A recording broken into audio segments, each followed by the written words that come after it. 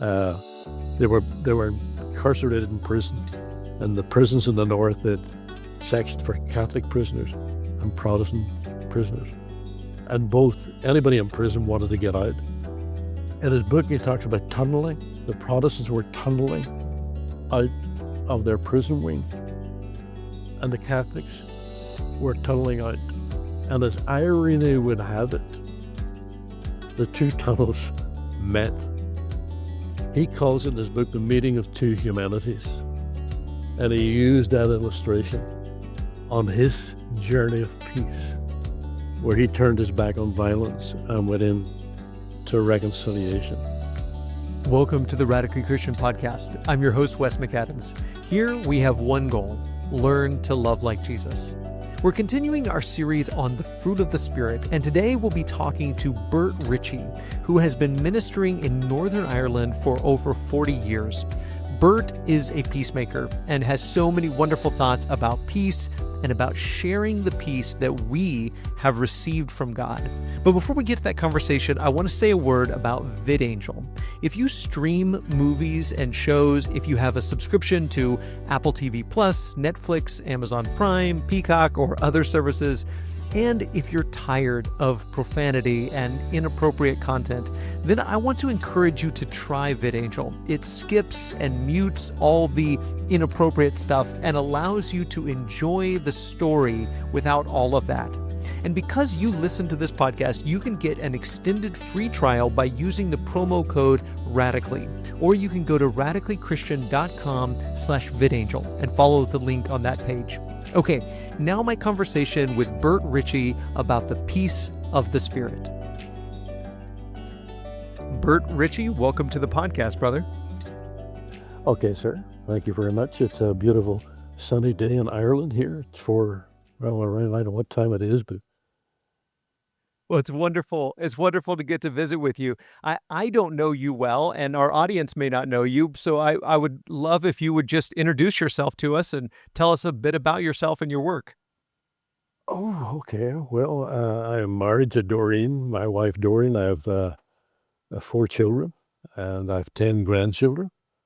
So that's my status at the moment. I was born in Ireland, and I've been in ministry for 40 years or so. Yeah. Wasn't my plan in life, but you know as well as I do how the Lord works sometimes. He interrupts us in his wisdom. So I've been in ministry for about 40 years.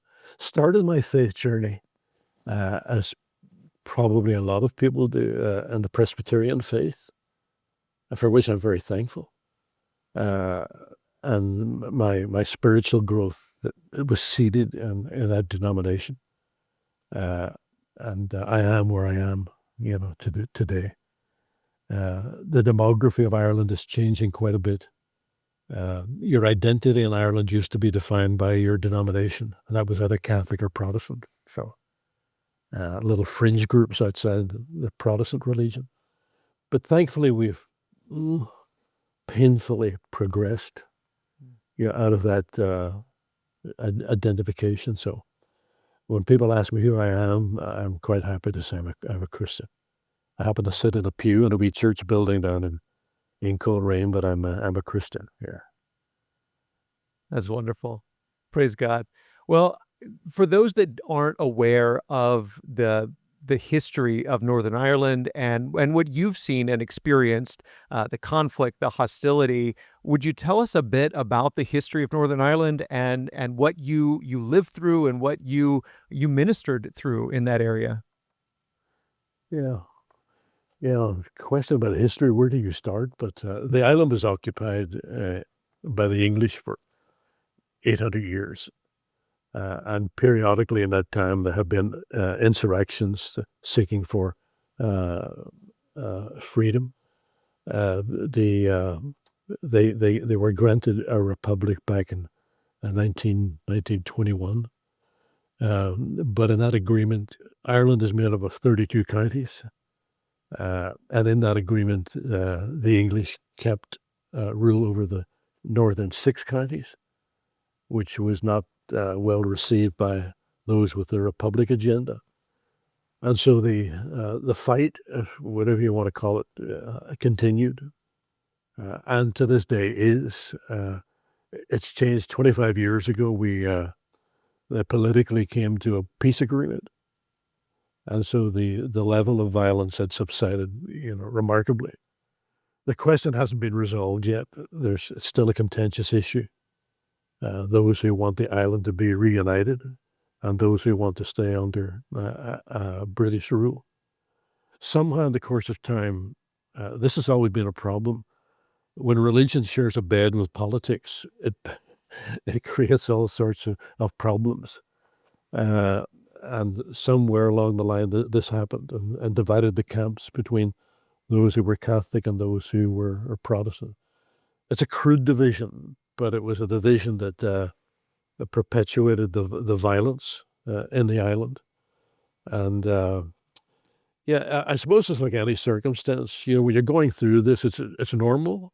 It's not that you accept it, but the conflict, as some people call it, the wars, other people call it, was just part of normal life. I think I'm going to say something here, and this is a critique. It's not a negative criticism, but I think sadly sometimes our fellowships, our people, our church, as it's named, it's sort of caught up in the problem of isolation. They adopt the language of we and us, we and them, and that did not help. I think the ministry of the church in its early years. So where are we today? We're still honoring the peace accord. Has the problem been resolved? No. Has the church made an impact on the peace? I'd like to say yes. I'd like to say yes. I don't want to quantify it, but yeah, it's been a positive contribution to peace. That's wonderful. Well, I reached out to a mutual friend of ours, Dan Bushell, and he's the one who gave me your name. And I was asking him if there was someone he knew who was known for and that he knew was a person of peace, a peaceable person, a peacemaker. And he gave me your name because I'm doing a series right now on the fruit of the Spirit. And you've already used the word peace several times. And I would love for you to kind of give us your definition. What comes to your mind when you hear that word peace, and how do you define that? Yeah, of course, better minds than I have tried to define it.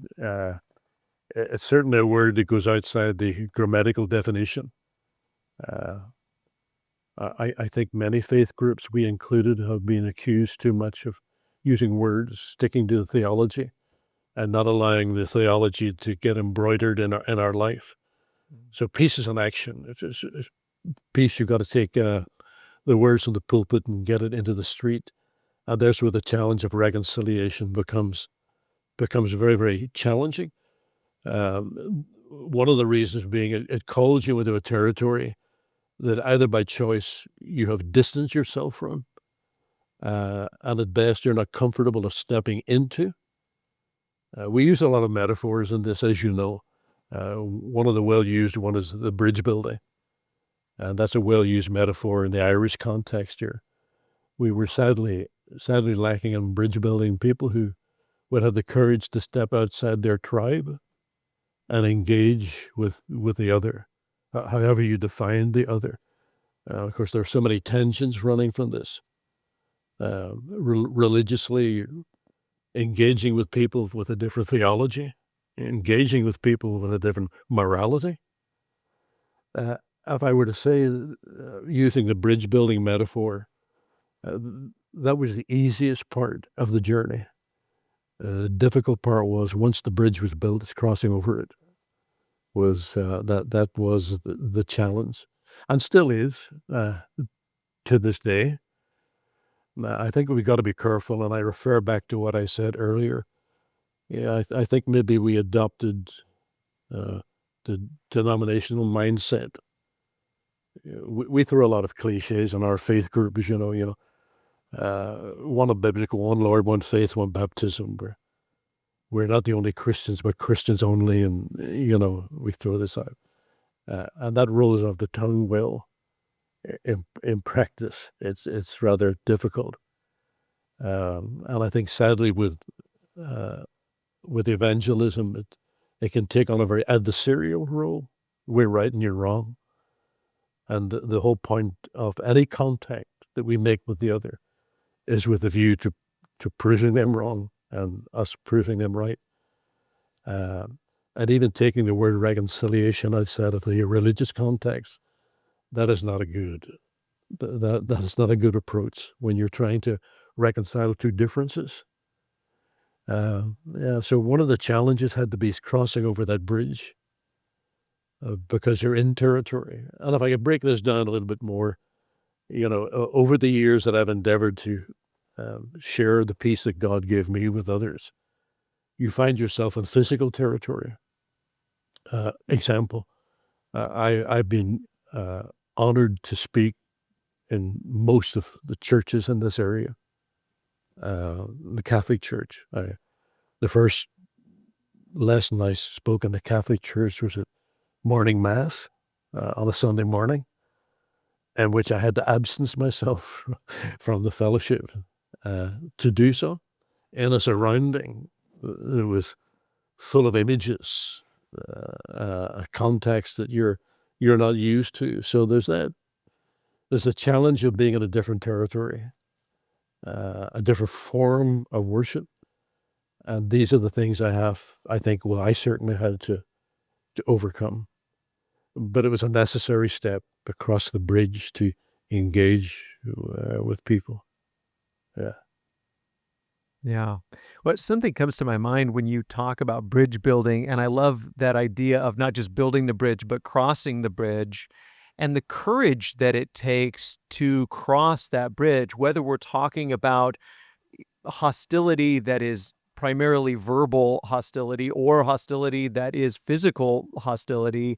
It takes an incredible amount of courage to step outside of your tribe, out of your group, and to cross the bridge towards the other, whoever that other group is, and to try to establish peace. And I love the way that you said to share the peace that God gave you with someone else.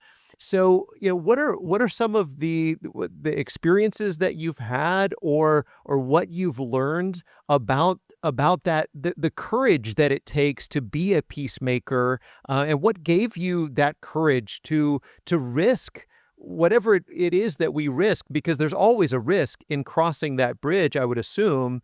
And what gave you that courage to risk that in order to build bridges and to reach out towards people that others considered the other? I think from my own experience, we talk about risks. My first steps across the metaphorical bridge was, I'm going to use the word secret, if I don't mean in a bad way, but I did what I did low key. The reason for it, this may sound condescending, I don't think our group or people were ready for that. And so I was very personal about the people I was with and where I would go to speak. And I increasingly put my head above the parapet to see if there were any dissenting voices or people who were willing to follow.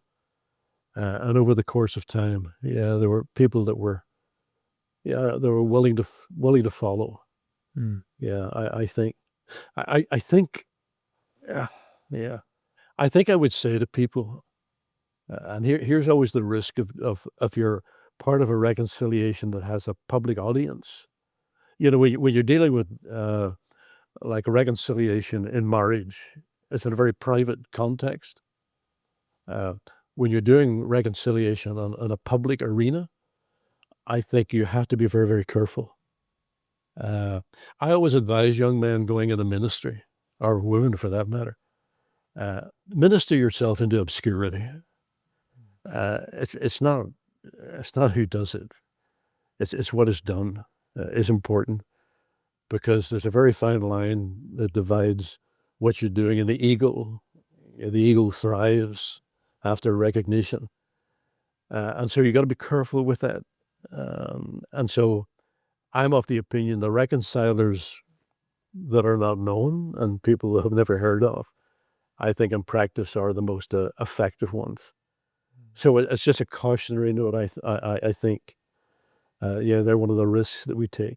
I found in my experience, the people in the other tribes were overwhelmingly welcoming, and in the course of time found that, hey, we have more in common here than what we have that divides us. That's not oversimplifying the matter, but it's a reality. Yeah. So yeah, it has its risks. And again, what theater you're playing reconciliation in. Having a cup of tea with our local priest at a cafe, talking about God and religion. It's a very peaceful environment. When you're dealing with people who are on the criminal end of the problem, the terrorists, those who have murdered, those who have planted bombs, that's difficult. That's difficult. But again, I say in my experience, I have been well received. Trust has to be earned. It's not something somebody adds a signature to. You've got to earn that trust.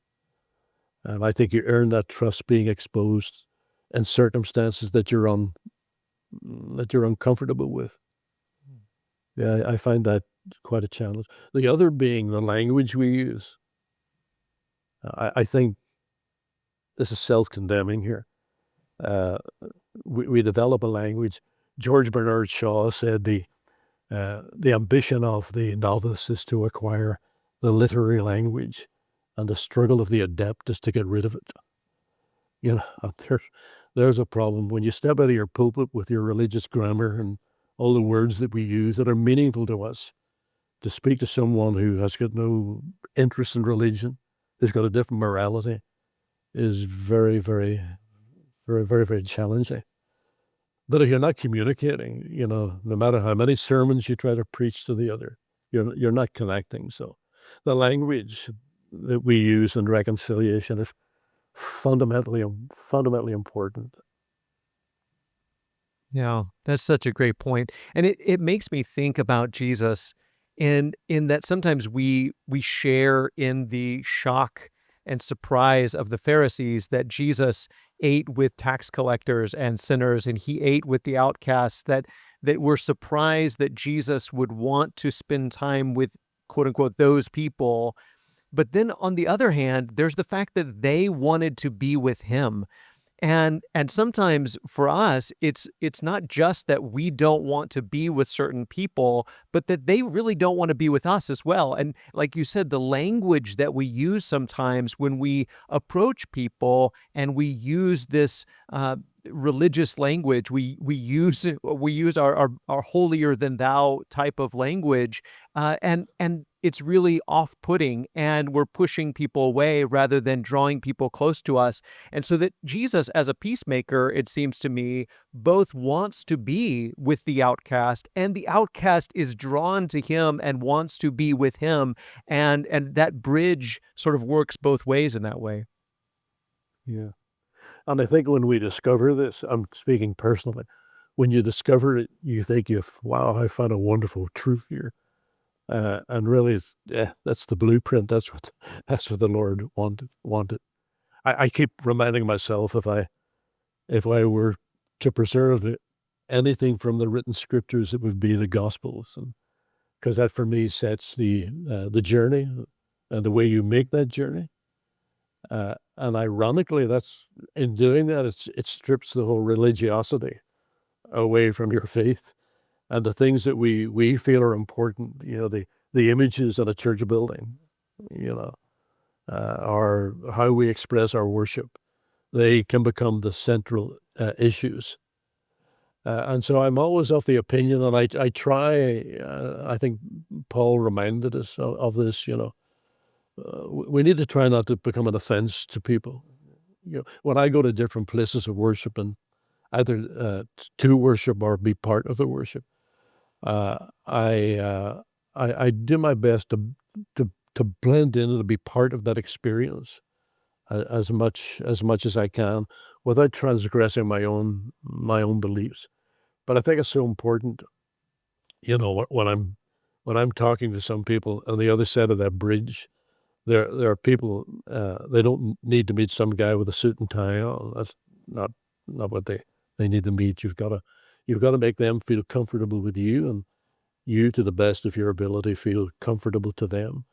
As you come close to moral issues, I was just saying to a couple before we come online here, like everywhere in the world, we have big drug issues here, you know, and I do a lot of work with the police.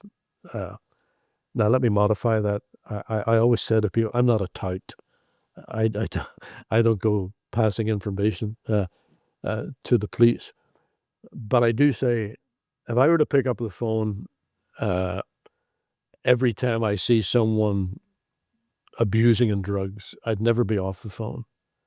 What I'm trying to say here, you come close to those two moral boundaries, and this opens a debate. You start digging this hole, you try to dig another hole to put the soil in, dig another hole to put the soil in.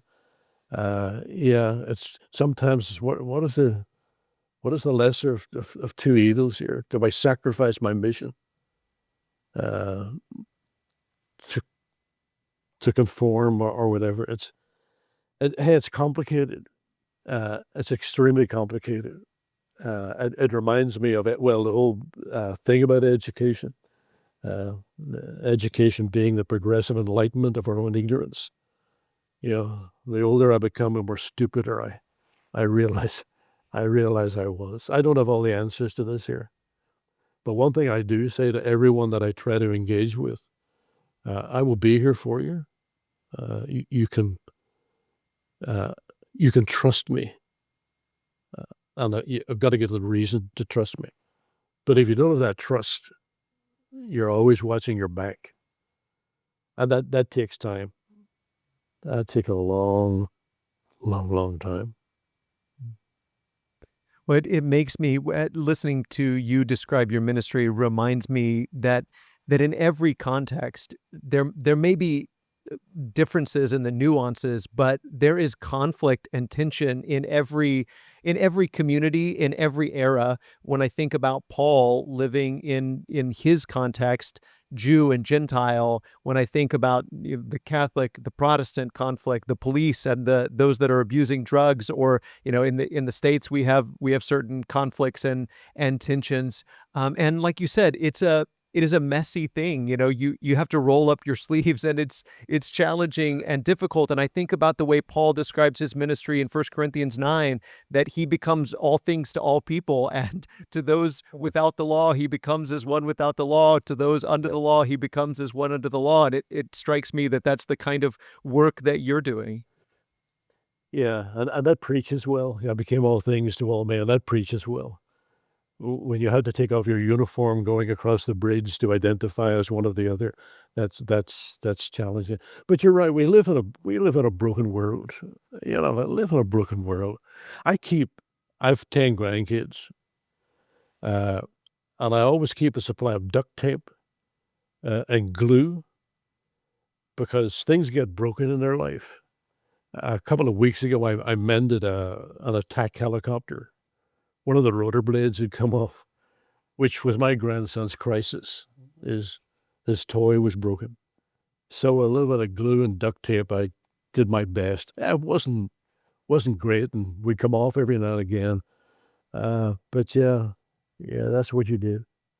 I had eye surgery on a little teddy bear. My other grandkid got the eye fell out, and I did a little bit of eye surgery and stuck the eye back in. It was broken.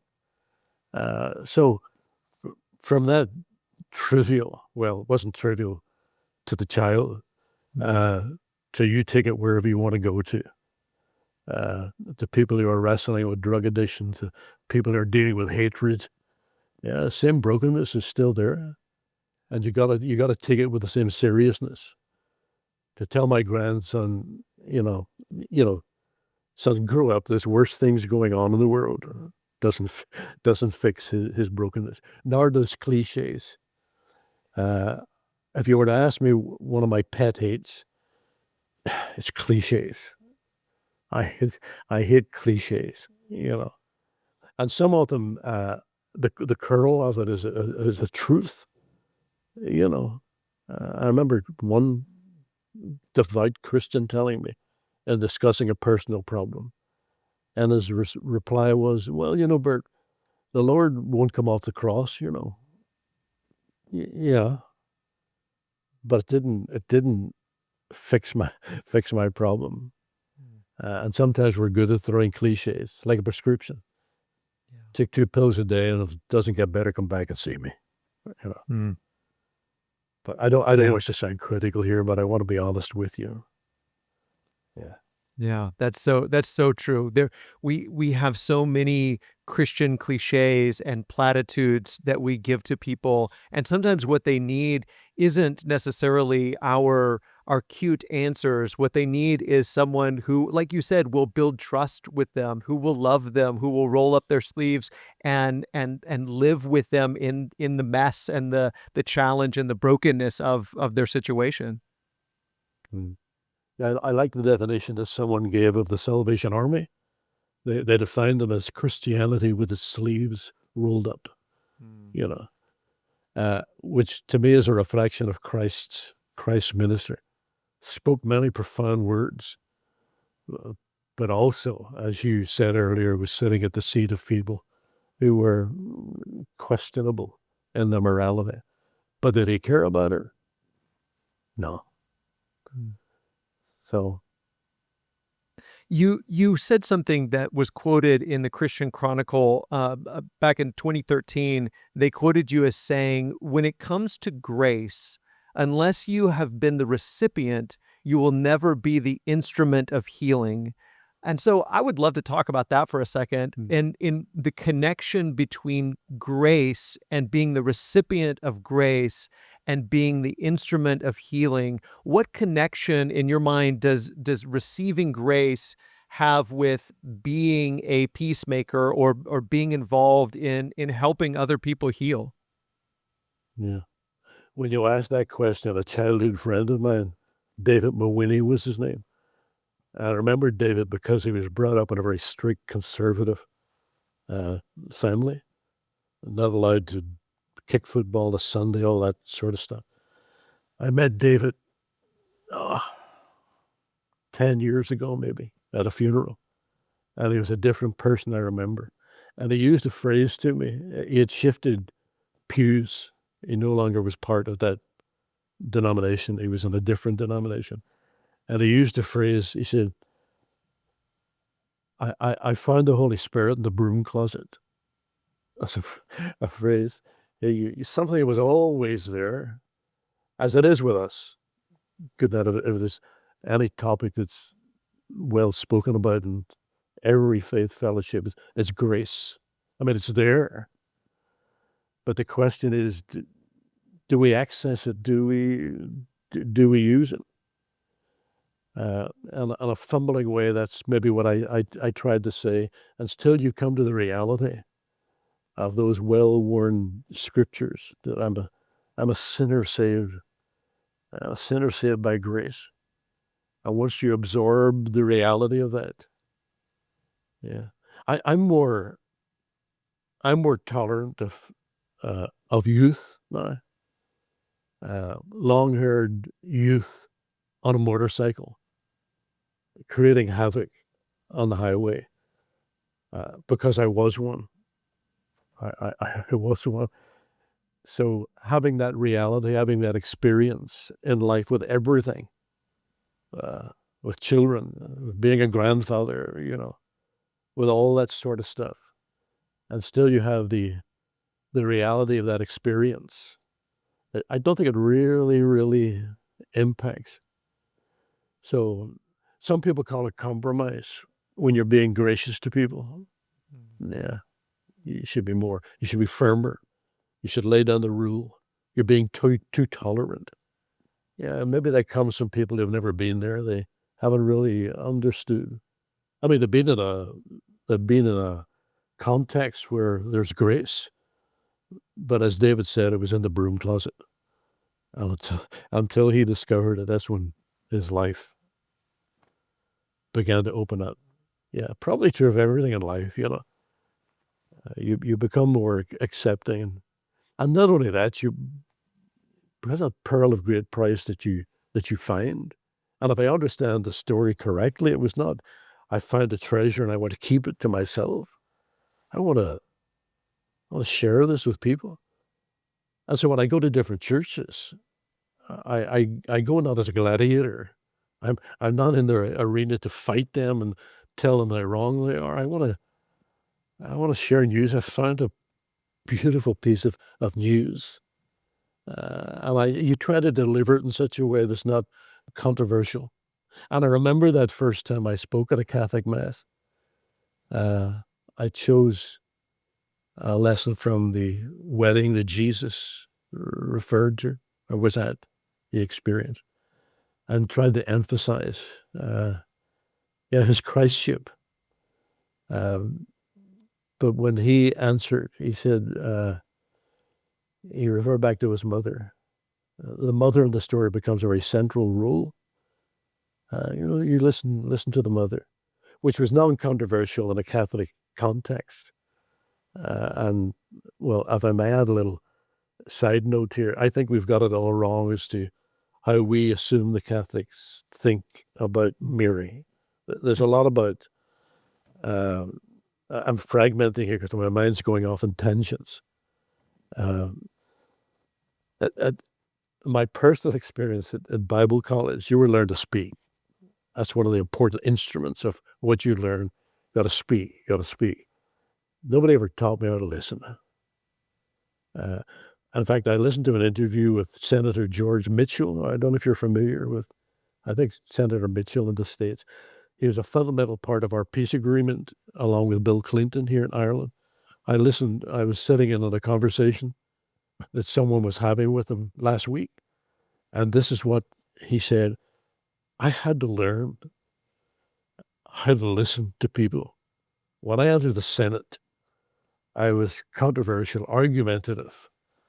And so my contribution to the peace agreement was, by that time, I'd learned to listen to what people were saying. And so in the course of my journey, all the notes that I had acquired on denominational doctrines, going through a Bible study, was screwed up, put in the bin, because it just didn't fit for a number of reasons. Many people's faith is transient. It goes through different stages. So maybe what they believed 20 years ago was not what they believe now. So you've got to listen. Got to develop that skill of listen. If nothing else, it's courtesy. Yeah. Yeah, that's so good, because I think so often we assume what people believe. Like you said, we have this set of assumptions. Well, if this person is Catholic, then they believe all of these things, or if they're Baptist, they believe all of these things, and we make wrong assumptions and we straw man people's arguments, and we don't listen to them. And like you said, it's really just common courtesy to listen to people, and we might have a word that could help them to move them in another direction. But going back to that grace idea, it reminds me of what Paul says to Titus, I believe. He says that the grace of God has appeared, and it's God's grace that teaches us to say no to ungodliness. It's not the wrath of God that teaches us to say no to ungodliness. It's the grace of God that teaches us to say no to ungodliness. He drew us in and changed us and transformed us by his grace and his mercy and his love. And the same thing is true when we make peace with others and we help them move from where they are to where they need to be. And who they are may help us as well. There may be so much that we can learn from them by listening to them and by really taking in what they have to say. Yeah, I would certainly agree with that. Yeah, I've learned so much. I've experienced sometimes a deeper spirituality with people who uh, have a different catechism than what I have. But yeah, and peace. Yeah, the peace isn't found in perfect circumstances. That's I think that's an ideology that it's fruitless to follow. Get everything smooth in my life, and then I'll come to this experience of peace. Yeah, no, peace and grace uh, are as important and turbulent circumstances of life. Yeah, I've learned so whatever state I'm in there with to be content. Said Paul, and yeah, maybe that's an aspiration I need to work harder on. But a journey's not easy. The journey's not easy. And it does take, I think this is what trust, I think. I always encourage people, especially with personal problems, but you be very careful who you bring into your circle of trust. Be very, very careful. Because sometimes that can have a negative effect on people. But that creates a problem in your life because if I could put that statement under the umbrella of compassion, and by compassion, I don't mean being sorry for people. I think the difference I often thought about this. I walk downtown here and I see somebody in a wheelchair and I'm sorry for them. In fact, I just passed one at a McDonald's here. God bless her, a young girl in a wheelchair, and I'm sorrowful for him. I think the difference with compassion is compassion draws you into the very experience. It's not just observing this unfortunate person, it's engaging with them. The price we pay for that is what somebody termed, I don't know who it was, this compassion fatigue. You pay a price for that, but it's an unavoidable part of reconciliation. No way around it. Yeah. Yeah.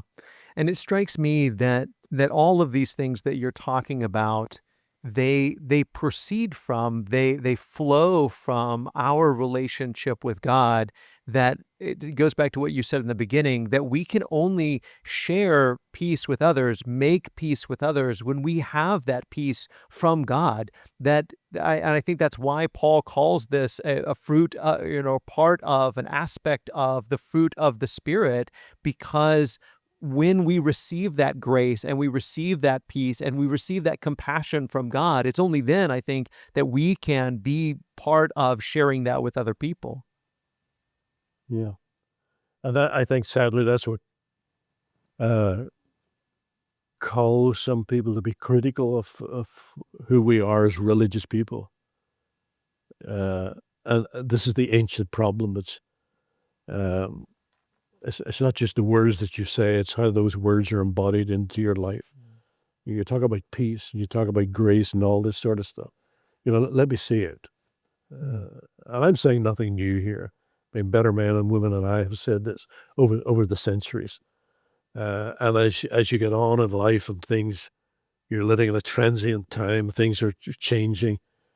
Yeah, you just focus on what Paul said. I run the race to the best of my ability.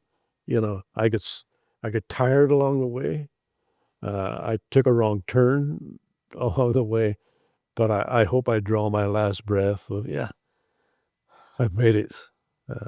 I've made it. And maybe that'll give somebody the encouragement. And, well, that's certainly why Paul wrote the book of Hebrews 11. Yeah, you're not new to this race. Life is, Jim's suffering from dementia, Jim McGuigan. He was speaking on God bless him. I told Jim, you've forgotten more than I ever learned in life.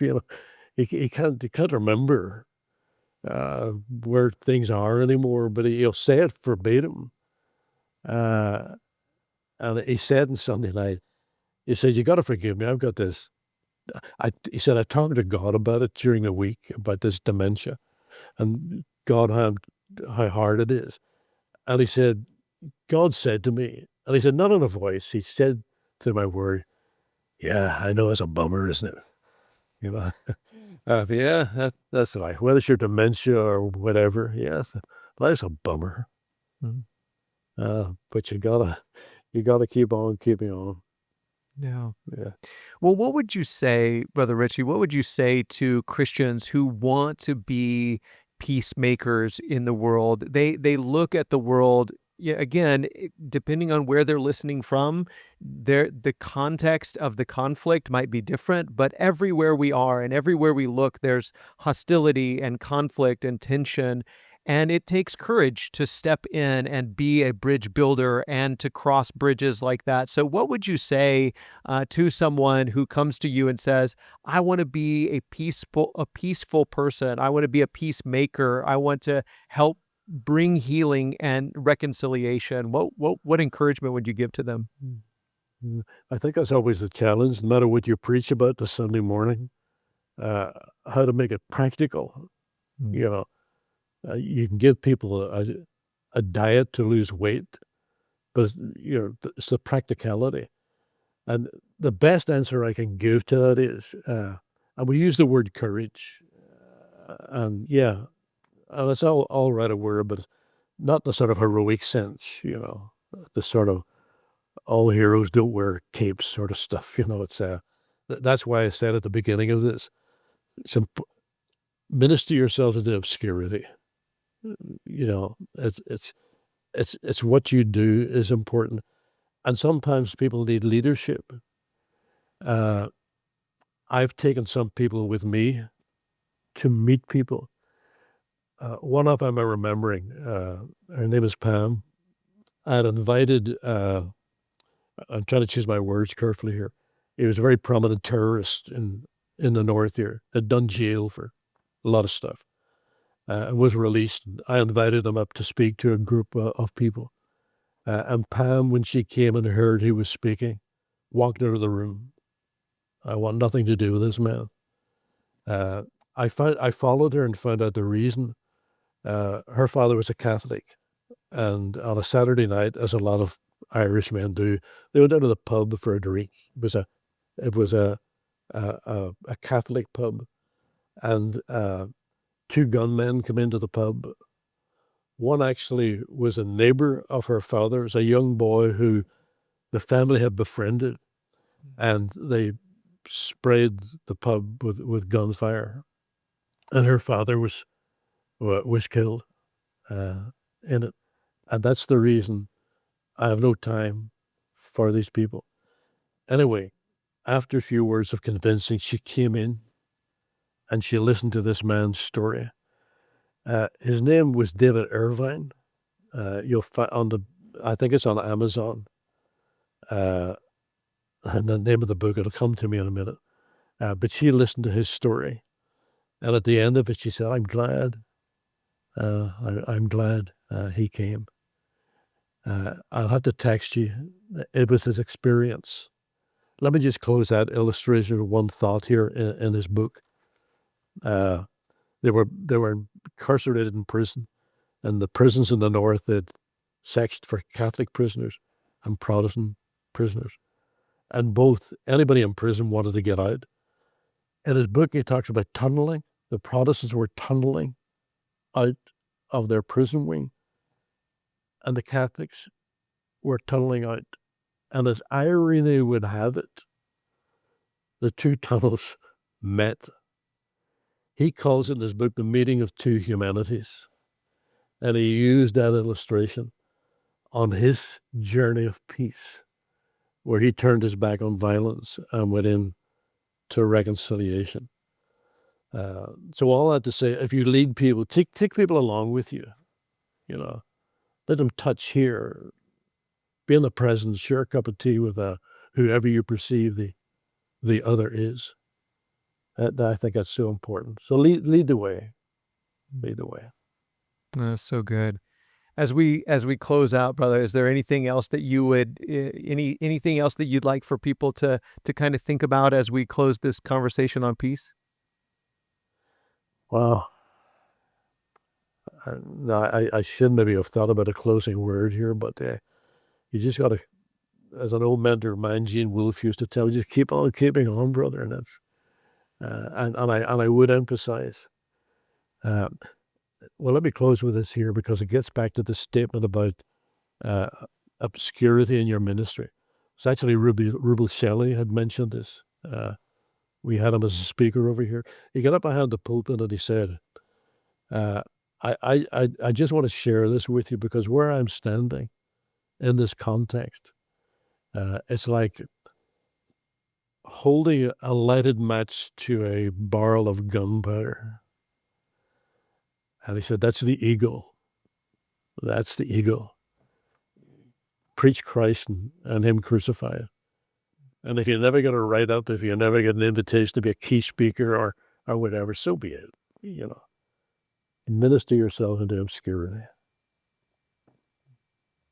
Amen. Well, thank you, brother. Thank you for this conversation. It's been so great to get to know you, but thank you most of all for your work in the kingdom and for the way that you have been a peacemaker for so long. And thank you for letting the Lord use you the way that you have. Okay, sir, if you're ever in Ireland, we're very welcome. You got my address and we're not in the keys under the mat, just come in, make yourself at home. Wonderful. Thank you, brother. Okay, sir. Thank you so much for listening to the Radically Christian podcast. If you have just a moment, I would really appreciate it if you would rate and review the podcast on Apple Podcasts, Spotify, or wherever you're listening. It really does help more people discover this content. Again, thank you for listening. And I also want to thank the guests who join me each week and my McDermott Road church family who helps make this podcast possible. Okay, now let's all go out and love like Jesus.